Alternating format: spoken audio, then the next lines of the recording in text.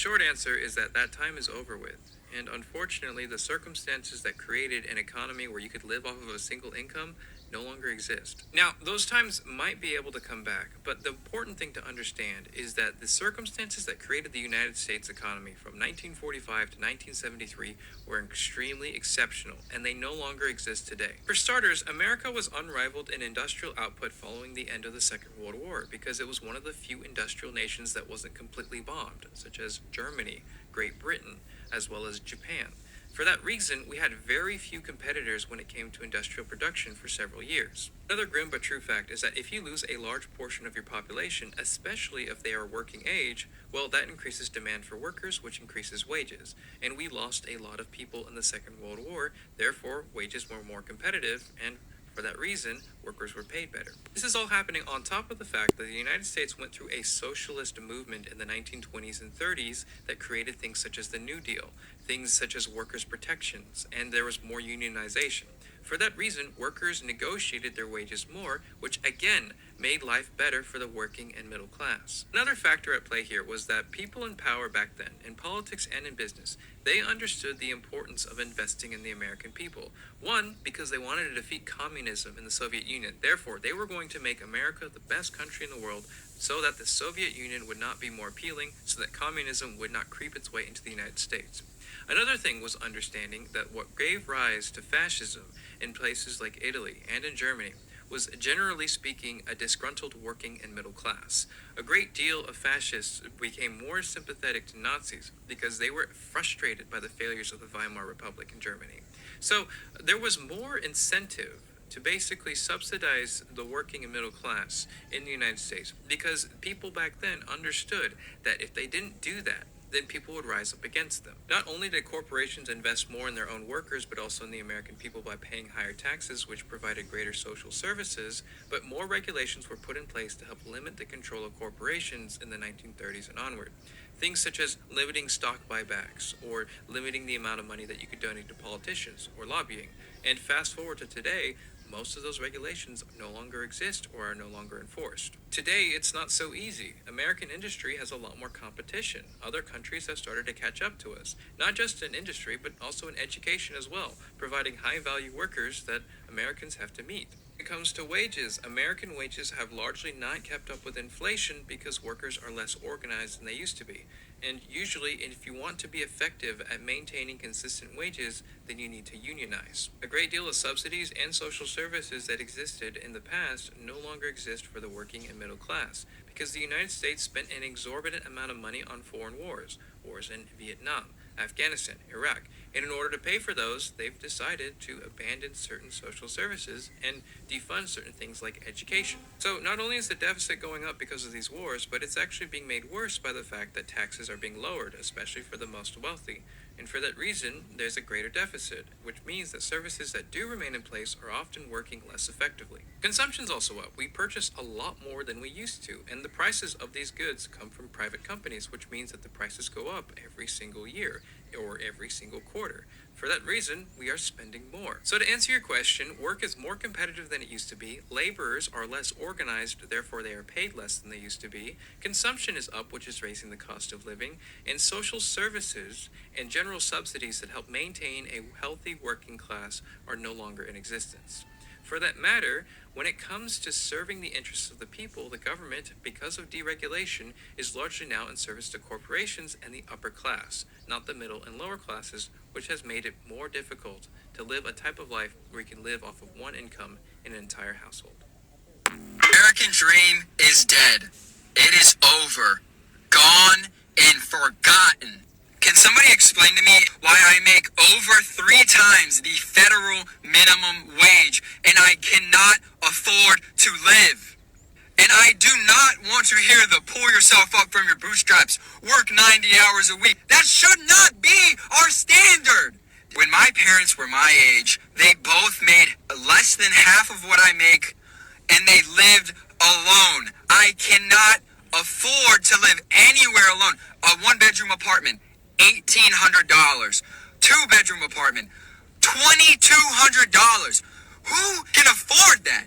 It is embarrassing to come out and say that it is a struggle to survive right now. But I know so many people are struggling.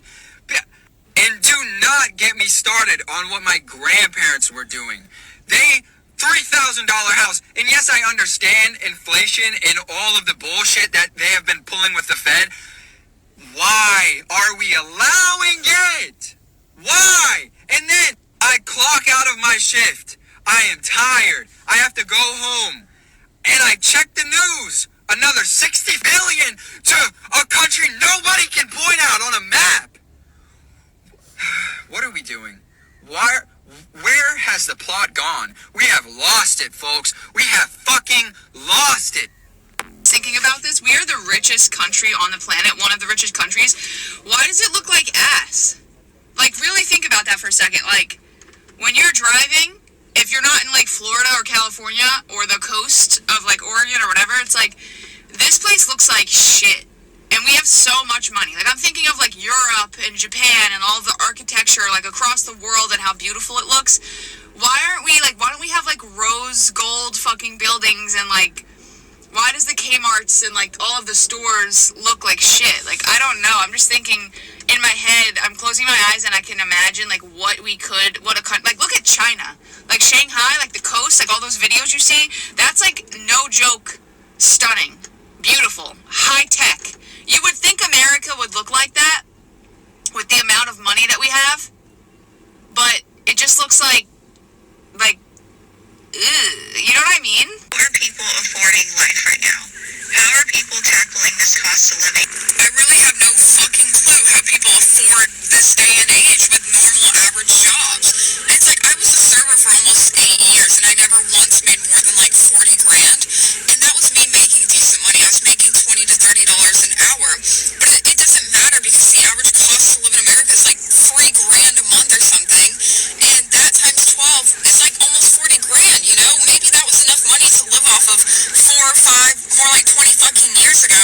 It's unfortunate, but it's just not enough money anymore.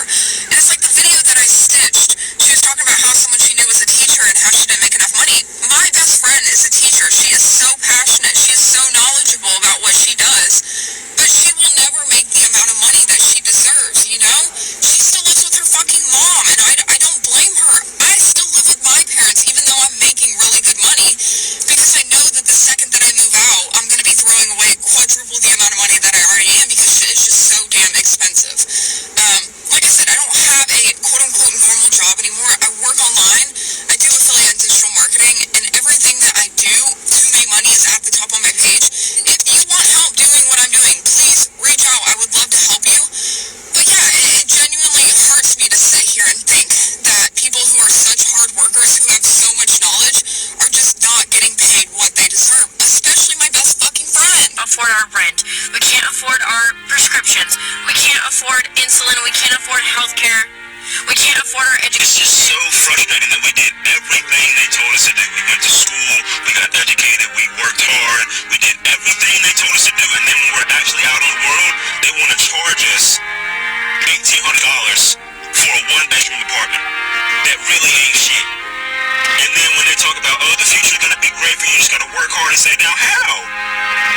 A lot of people don't have savings, they're spending it all on basic shit, like housing and groceries. And what scares me the most is that more and more people are becoming aware of how fucked it is, and all we do, we record a video, we post it on TikTok, we post it on Instagram, we post it on social media, and then we say, well, I've done my part, and we close out the app, and then we go about our day. That doesn't beat Talks anything. about being a millennial is we just got to watch our parents like try their best and be successful. Like they all had homes and 401ks and health insurance. They were like, we just did our best. And then they were telling us, they're like, just go to college and you can do anything. If you just go to college, you can do anything. So we all went to college and now we're in debt. We have no fucking money, our jobs, our housing, everything sucks. And then they're like, well, why didn't you go to trade school? And we're like, you How told can us you be that. mad at someone who literally does not have what they need to survive when it's the corporations that have been underpaying people for years? Profits are up, productivity is up, our wages up? No, they're not. And our money, our tax dollars go to welfare to supplement corporations not paying people what they should be. Don't wake up and the first thing on their mind is money. Everybody don't wake up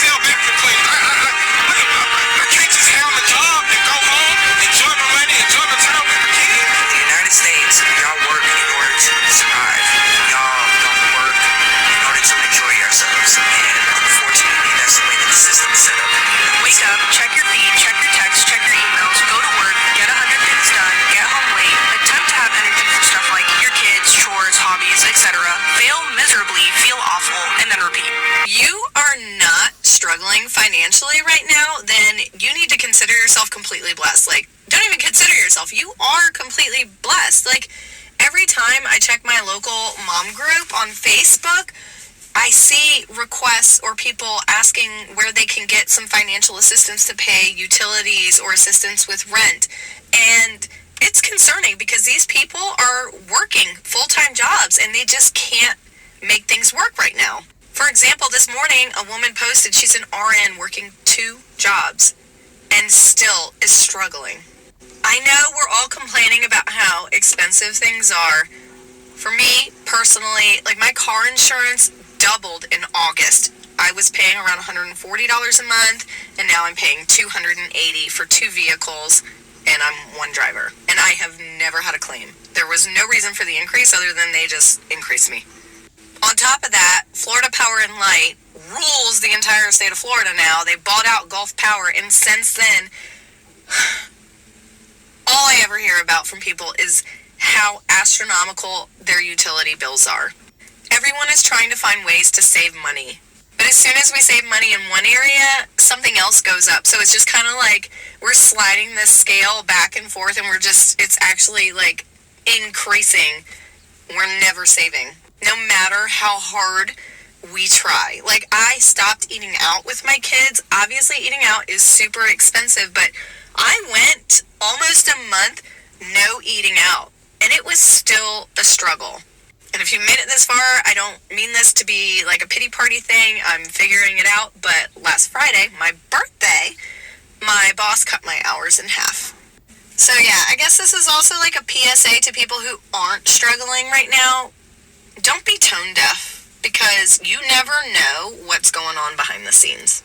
If you start to notice behavior changes and lifestyle changes, I can promise you it's because people are being proactive or, I don't know, maybe reactive to their financial situation.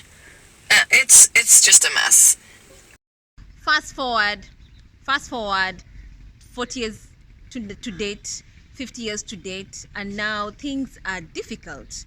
People are complaining. The health insurance right now is literally punishing the people, especially the middle class and the lower class, who can barely afford health insurance. You make one wrong move where you become sick and you get your bill, your hospital bill, and it's like it can literally wipe you off and make you become homeless. Like the case of this farmer who they had a premature baby and they were given a bill for $900,000 just because the baby stayed in the hospital for the last 4 months. And that is the reality of what Americans are experiencing, and that is the reality of what middle class and lower class people in America are experiencing. So people literally right now, they're just surviving. They're on survival mode.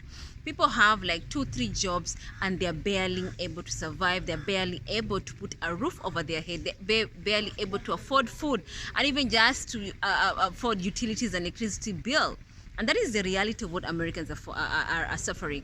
And they're literally, recording themselves on social media just to share their experience out there, just to vent out their frustrations, and to be able, to have that mental stability, to be able just to voice their issue there. And who knows, maybe things will work out for them one way or another. And the American dream is so far away. The reality of having an American dream is so far away for so many people in America. Let's just say 3/4 of Americans right now, they are barely able to survive by just having their salary. So right now you can have somebody who's earning like $40,000 per year, which barely can you afford even paying your rent, even your utilities, even just be able to save. There are people who are earning like $80,000 per year, but they cannot even barely support their family. So not alone just being told, you need to save up for in case of emergency. How can you save up when you literally are not able to afford your daily necessity, when you're not able to afford your daily basic needs? And that is the reality.